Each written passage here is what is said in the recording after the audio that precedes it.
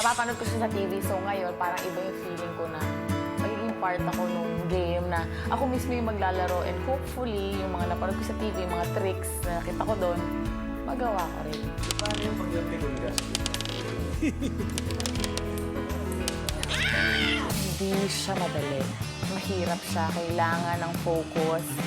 Kailangan makuha mo yung proper technique. Tingnan natin. Ako gagawin ko lang yung best ko. And nandito ako para magsaya. Nagdadasal ko, sana yung mga pinractice kong nagawa ko, magawa ko. Kasi syempre, iba na yung may crowd, iba na yung may sumisigaw na, iba na yung may ilaw, iba na yung time start na. Do you want to win it? Or uwi na with 25,000 pesos? Win it! Here is your level 4 blueprint.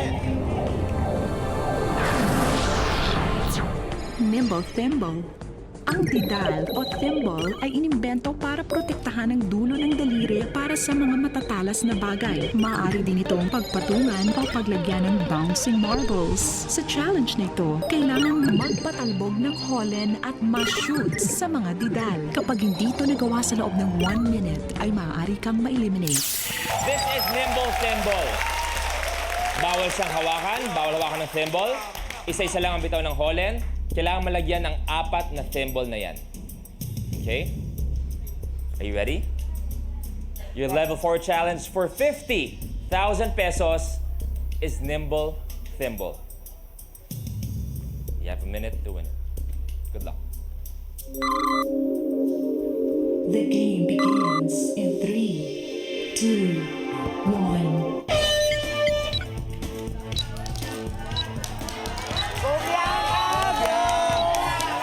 Kailangan dito swabe lang eh. Pag napalakas ka, mas... Ako lahat! 45 seconds.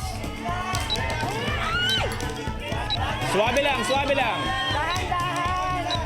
Ay, ko lumipot sa kabila. 4 ang kailangan. Dahan-dahan!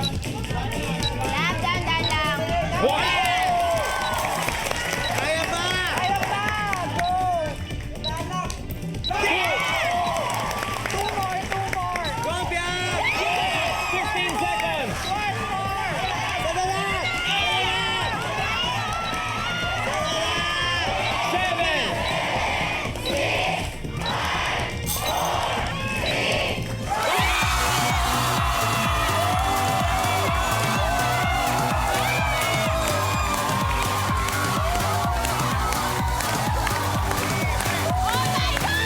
Level 4 complete.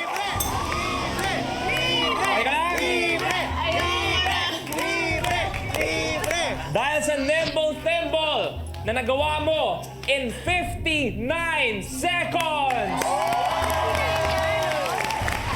1 second to spare. Meron ka na 50,000 pesos! Panalo ka ng 50,000 pesos.